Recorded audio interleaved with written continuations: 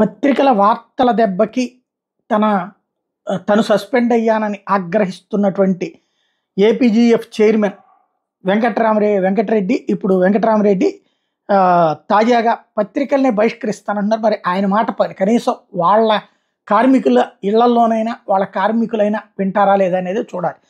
ఎందుకంటే తాజాగా ఏపీపీటీడీ ఉద్యోగుల్ని కలిసి ఏపీజీఎఫ్ చైర్మన్ హోదాలో వాళ్ళతో మాట్లాడాను. అయితే అదే రోజు ఈనాడు దినపత్రికలో ఆర్టీసీ ఉద్యోగులను ప్రభుత్వంలో విలీనం సహాయపడడం వల్ల ఉద్యోగులు మునిగిపోయారంటూ ఓ తప్పుడు కథనం ప్రచురించి దాన్ని ఖండిస్తూ విలీనం వల్ల ఉద్యోగులకు మేలు జరిగిందంటూ ఈనాడు పత్రిక కథనాల గురించి తప్పుడు కథనాలు రాయొద్దని పత్రిక ప్రకటన విడుదల చేశాము.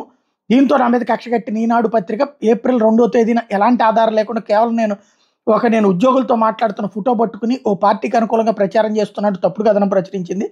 కేవలం ఈనాడు పత్రిక కథనం ఆధారంగా మా మీద 4 కేసులు పెట్టారు, 11 మందిని సస్పెండ్ చేశారు. కాబట్టి ఇక పైన వాళ్ళకి మేము బహిష్కరిస్తామని చెప్తున్నారు. కనీసం వాళ్ళ ఉద్యోగులు బహిష్కరించగలిగితే గ్రేటే.